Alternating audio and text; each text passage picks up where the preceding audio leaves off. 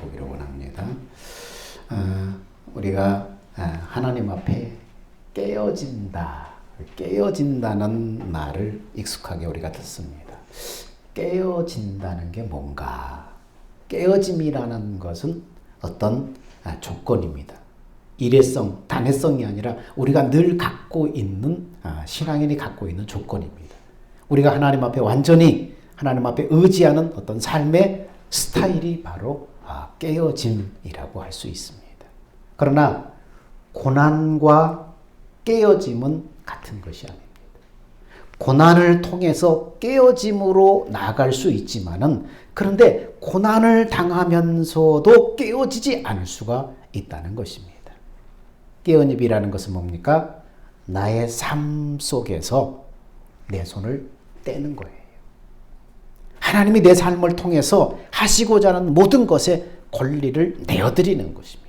이런 수준에 오면 예수 그리스도 안에 있는 나의 신분, 나의 정체성을 발견하는 자신을 우리가 보게 됩니다. 하나님께서 우리를 어떻게 만드셨는가? 사람의 본성에 대해서 우리가 보면은 데살로니가전서 5장 23절에 그렇게 말합니다. 평강의 하나님이 친히 너희로 온전히 거룩하게 하시고 또 너희 온 영과 혼과 몸이 우리 주 예수 그리스도의 강림하실 때 흠없게 보존되기를 원하노라. 이렇게 말씀합니다. 여기서 사람을 어떻게 말씀하고 있습니까? 영과 혼과 몸으로 이루어졌음을 얘기합니다. 영과 혼과 몸.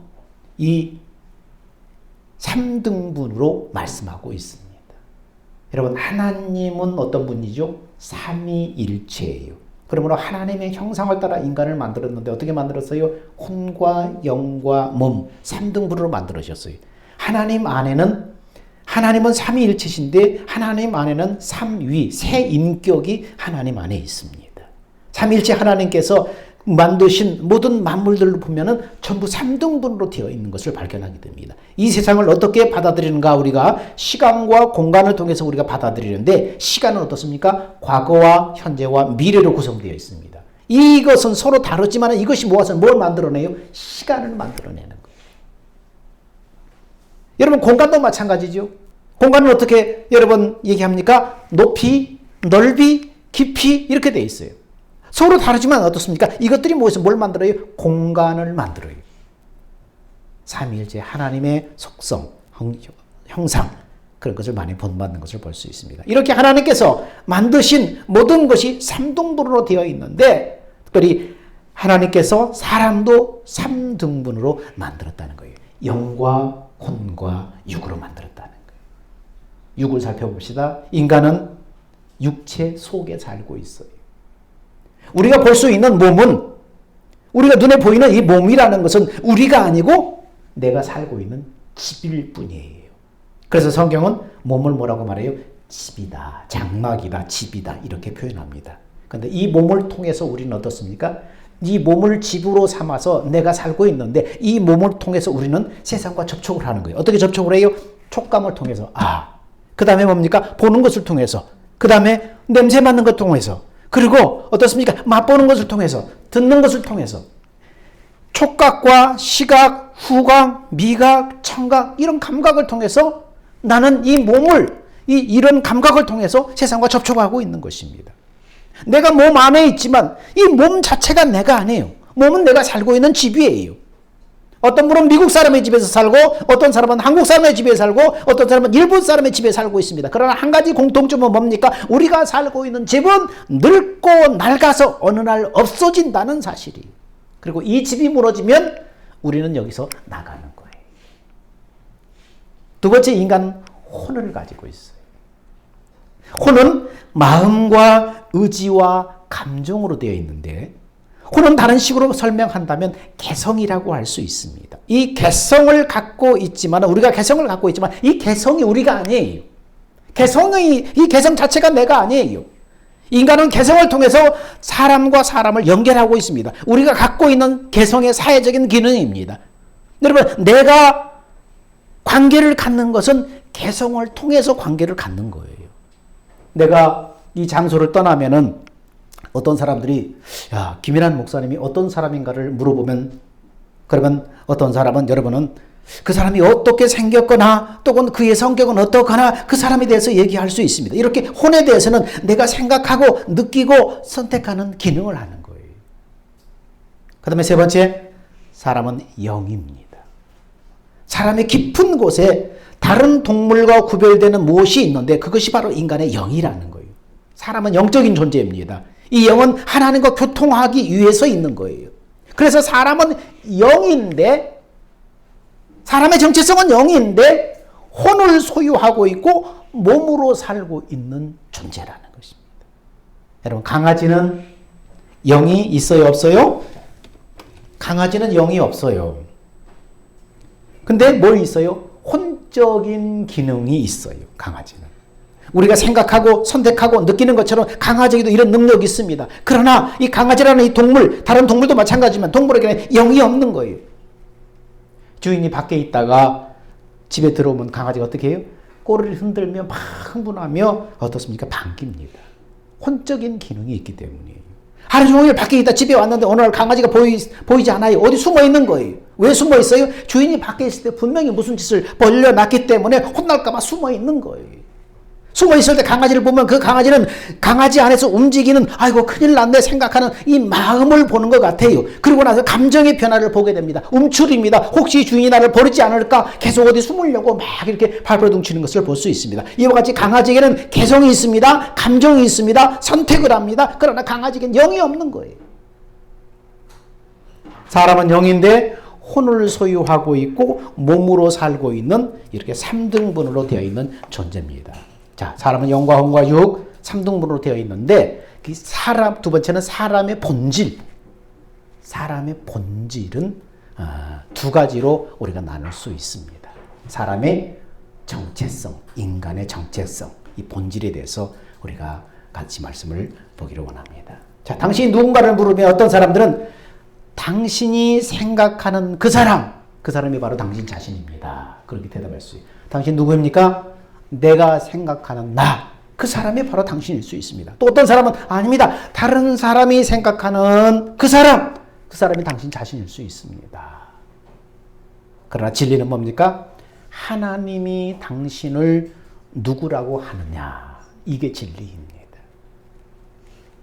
정체성은 성취에 의해서 이루어진다는 생각이 있습니다. 어떤 때는 자기 신분이 자기가 이루고 성취하는 것으로 포장이 될 수 있어요. 예수 안에 있는 이 신분을 발견하지 못한 사람은 나의 정체성을 이렇게 스스로 만들려고 합니다. 그러나 정체성의 이 기초, 이 성취를 기초 정체성을 세우는 행위는 세상의 방법이에요. 어떤 성취나 업적이나 세상의 어떤 이루는 그것으로 말미암아 내가 누구인가 이 정체성을 세우는 것은 세상 사람들의 방법이에요. 믿는 사람의 방법이 아니에요. 그러나 나의 성공과 실패가 그 성취나 업적에 있지 않다는 것을 알아야 됩니다. 내가 누구인가? 율법주의자들은 어떤 기준을 세워놓고 그 위를 온전히 걸어가야만 성공한 것이라고 생각합니다. 그러나 성경이 얘기하는 기준은 어떻습니까? 사도 요한을 바라보면은 밤모섬에 유배되어 있던 사도 요한, 고난받았던 사도 요한을 바라보면 누가 그를 성공한 사람이라고 생각합니까? 감옥에 갇혀있던 바울을 보면서 누가 성공한 사람이라고 생각합니까? 여러분, 오늘날 생각으로 누가 예수를 성공한 사람이라고 생각할 수 있습니까? 성공이라는 것은 이렇게 결과, 업적, 성취를 가지고 측정될 수 없는 거라는 거예요. 성공의 기준은 예수 그리스도께서 내 안에 오셔서 역사하셨는가에서 보는 거예요. 이게 성경적인 관점이에요. 성공과 실패의 기준은 뭡니까? 예수 그리스도께서 내 안에 오셔서 역사하셨는가, 그의 인생을 볼 때에. 그래서 이 세상에서 성공했다고 하는 사람들 천국에 갔을 때 실패한 것을 많이 발견할 수 있을 것입니다. 이 세상에서 실패했다고 생각하는 사람들 천국에 갔을 때는 성공했다고 인정받을 수 있는 사람들이 많이 있을 것입니다. 내가 이룬 성취를 기초로 한 행위는 내가 누구인가 정체성을 세우는 잘못된 방법이라는 거예요. 어떤 목사님이 뉴델리에 가는 비행기를 탔는데 젊은 인도 사업가와 같이 앉게 됐습니다. 반갑게 인사한 다음에 그가 물었습니다. 어떤 일을 하십니까? 저는 성경을 가르치는 목사입니다. 기독교 말입니까? 나는 종교를 좋아하지 않습니다. 나도 안 좋아합니다. 종교는 수없이 많은 전쟁을 만들어냈지요. 맞아요. 교회 안에도 전쟁이 많습니다. 한참을 얘기합니다. 기독교는 나쁜 짓을 참 많이 했지요. 그렇습니다. 기독교는 나쁜 짓을 역사 이래 많이 했지요. 한참을 얘기하다가 당신 직업이 무엇이라고 했지요? 성경을 가르치는 목사라고 했습니다. 그리고 기독교라는 종교와 기독교에는 큰 차이가 있다고 제가 말씀을 드렸습니다. 그래요? 무슨 차이점이 있습니까? 기독교 종교는 성경을 읽으면서 내가 무엇을 해야 하는가를 생각합니다. 성경을 읽으면서 어떻게 하면 하나님을 기쁘시게 할까? 내가 무엇을 해야 하나님이 기쁘실까를 생각합니다. 이것은 모슬렘과 전혀 다르지 않습니다. 그런데 기독교는 예수를 통해서 하나님과 갖고 있는 관계입니다. 이게 기독교 종교와 기독교와의 차이입니다. 그리고 1시간 정도 기독교인이 된다는 것이 무엇인가를 의미하는지를 얘기한 다음에 뉴델리에 착륙하기 전에 그 사람이 이렇게 말합니다. 기독교 종교와 기독교의 차이점에 설명해 주셔서 감사합니다. 제가 잘 이해했는지 한번 살펴봐 주실래요? 기독교 종교는 성경을 읽고 하나님께서 무엇을 해야 기뻐할까를 생각한다고 말씀하셨죠? 기독교는 예수가 우리 삶 속에 들어와서 우리 안에서 역사하는 것이고, 그래서 들어온 날로부터 내가 사는 것이 아니고 예수가 사는 것, 그것이 기독교라는 것이지요? 이렇게 묻습니다. 이 일을 통해서 그 목사님은 그 인도 사람이 크리스찬이 수십 년 동안 신앙생활을 해도 깨닫지 못했던 것을 단번에 깨달았다는 것을 발견하면서 크게 감탄을 했다고 합니다. 여러분은 어떻게 예수를 믿습니까? 성경을 읽으면서 성경 속에서 어떻게 하나님을 기쁘시게 할까? 내가 무엇을 해야 하나님이 기뻐할까? 그것을 찾고 그것을 그렇게 실행하려고 합니까? 여러분은 종교 생활을 하고 있는 것입니다. 예수가 내 삶 속에 들어와서 우리 안에 역사하는 것이고, 그날부터 내가 사는 것이 아니고 예수가 사는 것, 그것이 바로 기독교예요. 예수님과의 관계. 전 세계에는 기독교라는 종교에 갇혀있는 사람들이 너무나 많습니다. 기독교는 어떤 형태를 가지고 있지만 그건 종교가 아니에요. 그 어떤 것도 하나님과 갖고 있는 관계예요. 많은 사람들이 이 시름에 묶여 있습니다. 나는 성경을 더 많이 읽어야 돼. 아니야, 나는 더 기도를 더 많이 해야 돼. 더 전도해야 되는데, 더 구제하고 나눠야 되는데, 더 많이 사역을 해야 돼. 늘 사람들은 이런 목마름과 갈증을 채우기 위해서 이런 행위들을 더 많이 하려고 한다는 거예요. 그런데 이러한 행위는 자신을 만족시키기보다는 더 갈증나게 만든다는 거예요. 바다 한가운데 목말라 있는 사람처럼 물을 마시지만 마시고 난 다음에 더 갈증을 느낀다는 거예요. 이것이 뭡니까? 종교가 하는 일이에요. 나는 기독교라는 종교를 믿고 있는가? 예수 그리스도는 여러분의 섬김 사역에서 발견되지 않습니다. 하나님은 여러분의 만족을 예수 안에서만 찾을 수 있도록 디자인하셨어요. 여러분이 예수 안에서 그분과 동행하면 섬김은 자연히 따라오는 거예요. 여러분의 섬김은 하나님과의 관계에서 그분이 부어주시는 그 은혜 가운데서 이루어지는 것입니다. 오늘 본문 말씀에 마르다와 마리아는 두 여자가 등장합니다. 마르다는 예수를 섬기느라고 분주했습니다. 그러나 마리아는 예수님과 친밀한 관계를 즐깁니다. 40절에 보면 마르다는 분주했습니다. 이 말은 마음을 뺏겠다는 뜻입니다. 마르다의 포커스는 예수를 섬기는 데 있었고, 마리아는 예수님의 발밑에 앉아 있습니다. 그러자 마르다가 화가 나서, 예수님, 마리아에게 나를 좀 도우라고 해주세요. 그래서 주님께서 말씀합니다. 마르다야, 네가 많은 일로 근심하고 염려하지만 마리아는 가장 중요한 한 가지를 택했기 때문에, 더 나은 것을 찾았기 때문에 여기 있는 것이다. 지금 예수님의 말씀을 해석하면 그런 얘기입니다. 여러분, 제가 그곳에 있다고 생각해 봅시다. 자, 김연아 목사가 그곳에 있다고 생각합니다. 마르다는 김연아 목사를 위해서 봉사하고 마리아는 설교를 잘 듣고 있습니다. 그때 마르다가 와서, 목사님, 빨리 마리아에게 일어나서 나를 좀 도와주라고 하세요. 그러면 나는 이렇게 대답할 것입니다. 네가 하는 봉사도 중요하지만 마리아가 하는 일도 중요하다. 내가 배워야 할 중요한 것은 균형 잡힌 신앙생활이야. 이것도 중요하지만 저것도 중요하지 않니? 섬기는 것도 중요하지만 말씀을 듣고 말씀 안에 안식하는 것도 중요하지 않니? 두 가지는 우리에게 필요한 것이야. 이렇게 말했을 거예요. 그런데 놀랍게도 우리 주님은 그렇게 대답하지 않았다는 거예요. 예수님께서는 한 가지만으로 족하다 말씀하셨습니다. 이 말은 무슨 말입니까? 한 가지만 필요하다고 말씀하십니다. 한 가지가 무엇입니까? 예수 그리스도 안에서 안식하는 거예요. 예수 그리스도 안에서의 쉼이에요. 그러면 봉사가 중요하지 않단 말인가? 그렇습니다. 봉사는 관계 속에서 넘쳐나는 기쁨으로 하는 거예요. 이 주님과의 관계 속에서 자연히 따라오는 거예요.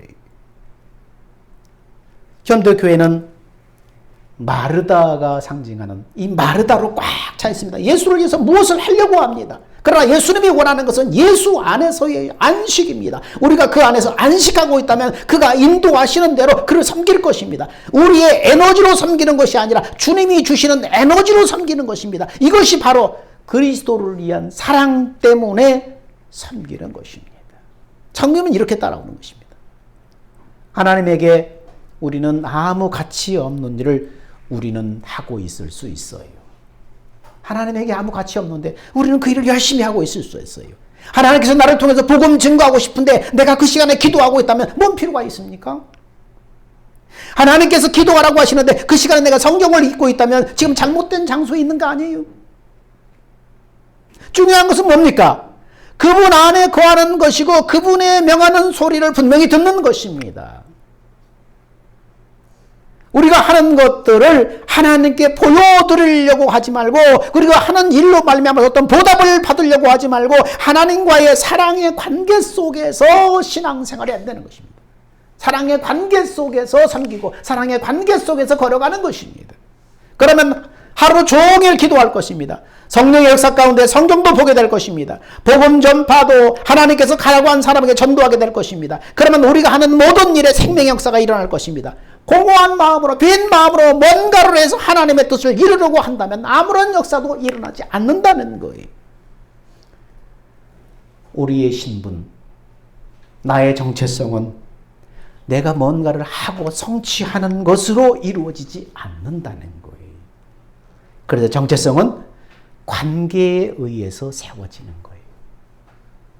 정체성은 성취에 의해서 세워지는 것이 아니라 관계에 의해서 세워지는 것입니다. 정체성에 대한 가장 좋은 이해가 뭡니까? 결혼입니다. 미국 사람들은 결혼을 하면 남편의 성을 따릅니다. 한국 사람들은 자기 성을 갖고 있습니다. 결혼을 하면 둘이서 한 몸을 이룬 하나의 삶입니다. 성경은 남자가 부모를 떠나 아내와 연합하여 한 몸이 된다고 하셨습니다. 그래서 우리가 가지고 있는 신분은 둘이 하나가 된 신분이에요.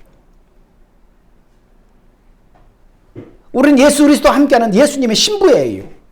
우리는 그 안에 있고 우리는 그를 떠나서는 신분이 없어요. 예수의 신분으로 예수님과 함께 결혼했을 때 예수님의 신분, 내 신분이 되는 거예요.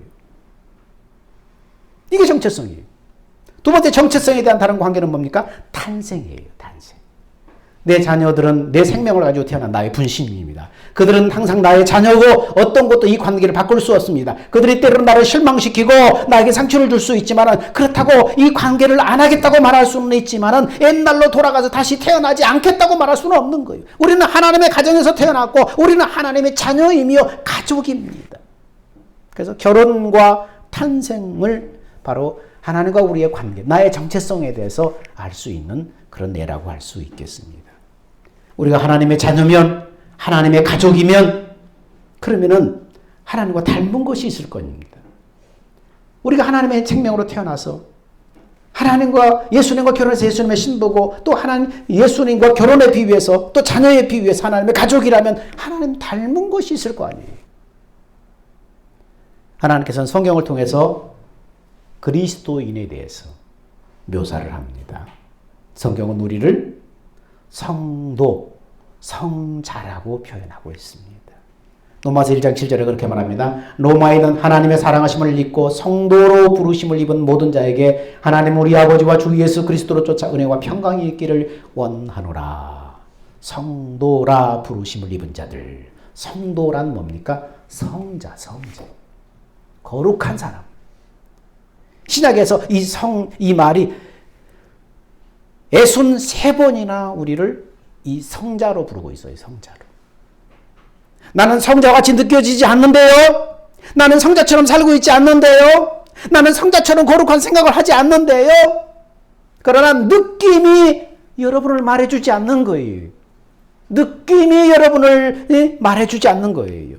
어떤 분에게 3명의 자녀가 있는데 자녀를 키우다 보니까 그가 고백하는 것은 뭡니까? 저는요 구원받지 않은 사람처럼 느껴질 때가 많이 있어요. 자녀들을 키우면서 소리 지르고 때리고 악쓰고 막 분노하니까 자기가 스스로 그렇게 자괴감을 느낀다는 거.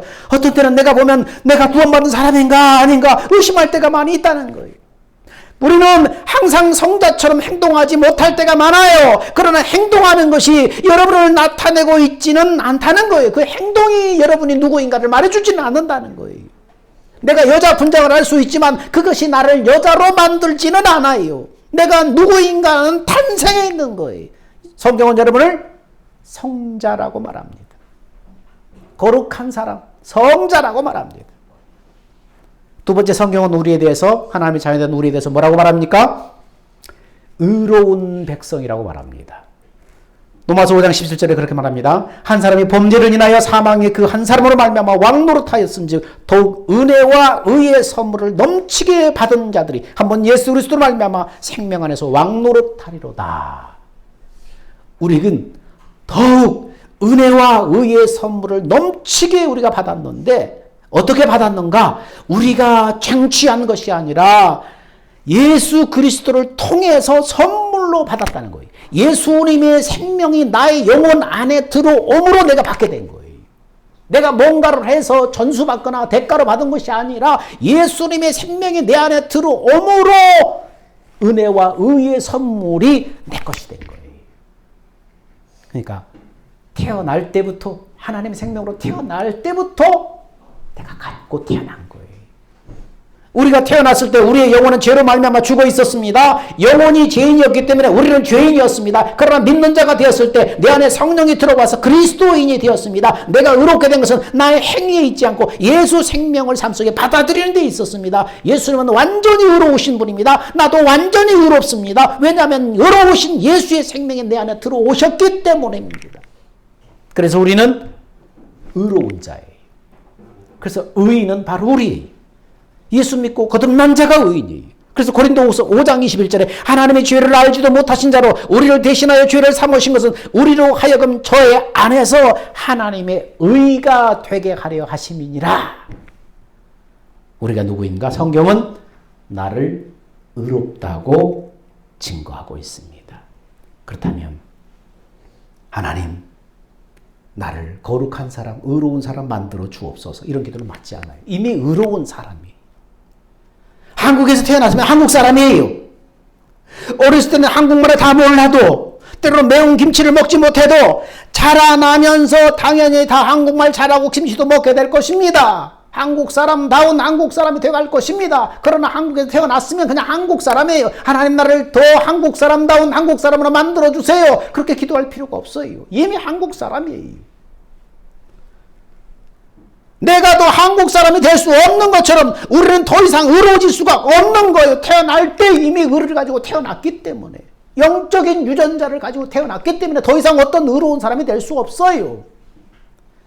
여러분이 자라면서 더 성숙해질 수는 있지만 더 의로워질 수는 없는 거예요. 예수 그리스도의 은혜와 의의 선물을 가지고 내가 태어났기 때문에.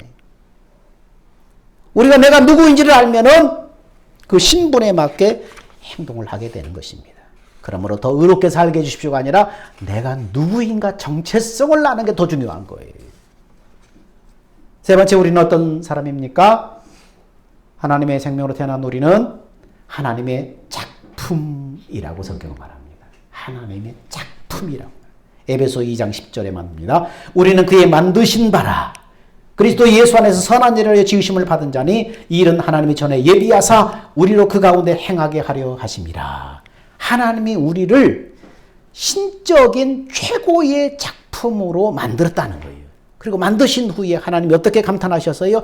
진짜 멋있다. 너무나 기쁘다. 내가 너무 잘 만들었다. 하나님이 감탄하셨다는 거예요. 우리는 하나님의 걸작품들이에요. 네 번째는 고린도서 3장 16절에 보니까 너희가 하나님의 성전인 것과 하나님의 성령이 너희 안에 거하는 것을 알지 못하느냐. 누구든지 하나님의 성전을 더럽히면 하나님이 그 사람을 멸하시리라. 하나님의 성전이 거룩하니 너희도 거룩하니라. 우리는 뭐입니까? 거룩하다는 거예요. 우리는 거룩한 자라고 성경이 말하고 있는 것이다. 여기 세 가지가 진리가 있습니다. 우리는 하나님의 성전이라는 거요. 하나님의 성전은 거룩하다는 것입니다. 내가 지금 믿고 있는 성경이 나를 거룩하다고 지금 말하고 있는 것입니다. 그렇다면 나를 더 거룩하게 만들어 달라는 기도도 맞지 않습니다. 하나님이 이미 그렇게 나를 만드셨기 때문입니다. 이제 필요한 것은 내가 누구인가, 나의 정체성을 하나님의 계시의 말씀을 통해서 발견하는 거예요. 내가 지금 어디에 있는지를 알아야 돼요. 예수 안에 있는 것, 그 사람이 바로 뭡니까? 거룩한 자예요. 이미 우리는 거룩한 자예요. 에베소 4장 24절을 그렇게 말합니다. 하나님을 따라 의와 진리의 거룩함으로 지으심을 받은 새 사람을 입으라. 여기서 새 사람을 입으라. 이것은 새 사람이 되라는 것은 여러분 자신이 되라는 거예요. 이미 거룩하게 태어난 여러분 자신이 되라는 거예요. 이미 거룩함과 진리와 영광 가운데 이미 창조된 거예요. 우리는 거룩한 자입니다. 다섯 번째, 우리는 그리스도와 함께한 자입니다. 그리스도와 함께한 하나입니다. 예수 그리스도는 여러분의 삶 속에 있지 않습니다. 예수 그리스도가 여러분의 삶이지 여러분 안에 있는 거, 여러분의 삶 속에 있는 게 아니에요. 고린도전서 6장 17절에 그렇게 말합니다. 주와 합하는 자는 한 영이라. 예수의 영이 여러분의 안에 들어와서 여러분의 생명이 되었어요. 그러니까 예수와 여러분의 영이 하나 되어 있는 거예요.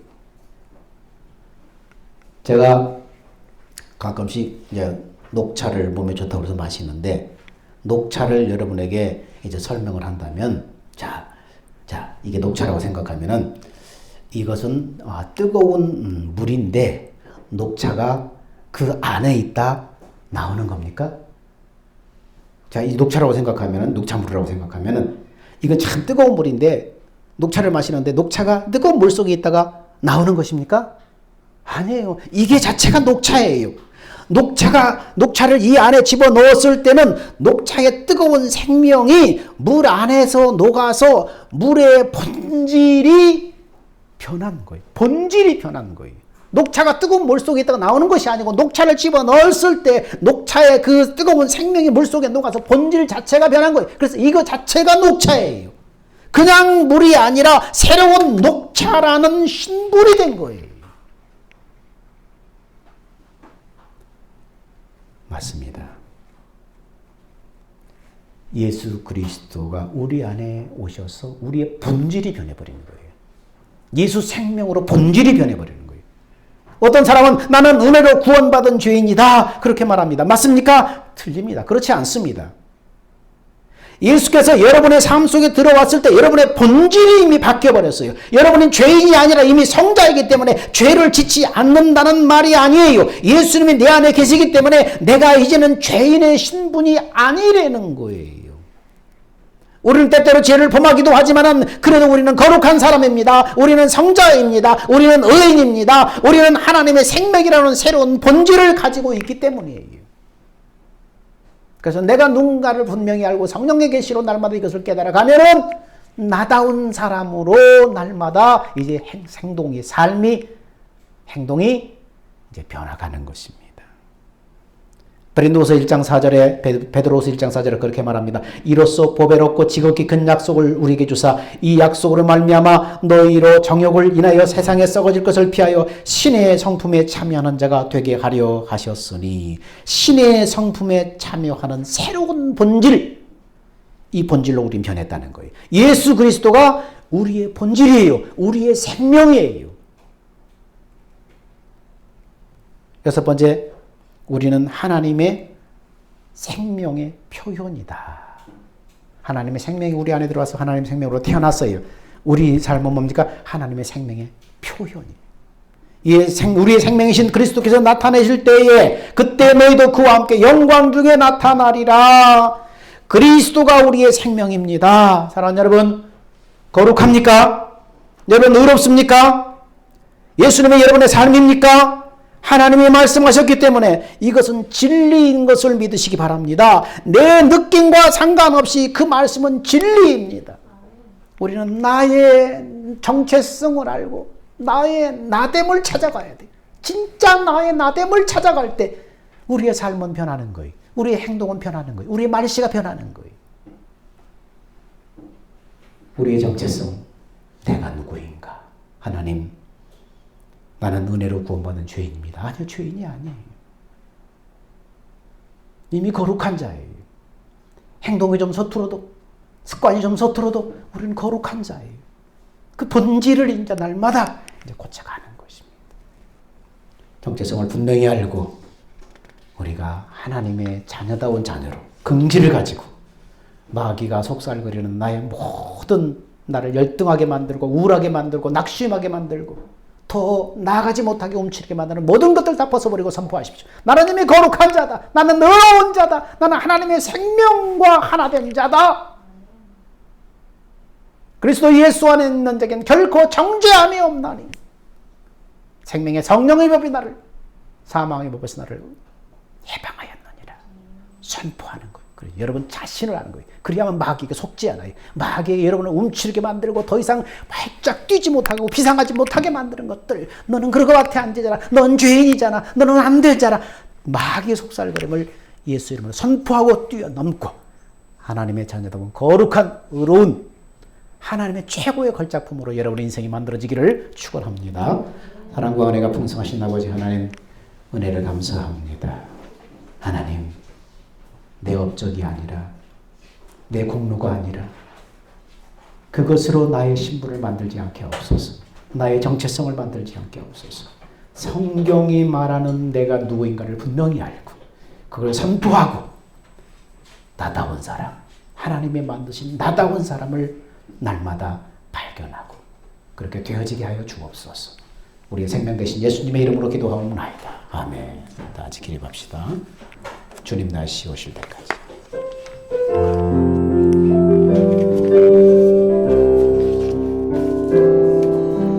주님 다시 오실 때까지 나는 이 길을 가리라. 좁은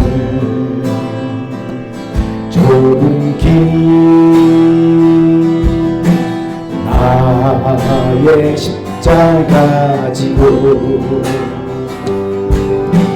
나의 가는 이 길 끝에서 나는 주님을 보리라. 영광의 내 주님 나를 맞아주시니 주님 다시 오실 때까지 나는 일어나 달려가리라. 주의 영광 온 땅 덮을 때 나는 일어나 노래하리. 내 사모하는 주님 온 세상 구주시로 내 사모하는 주님 영광의 왕이시라.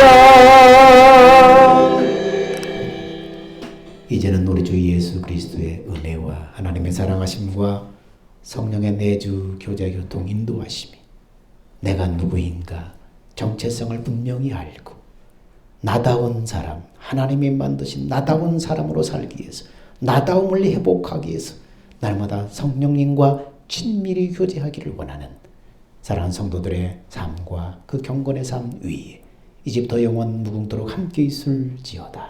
아멘.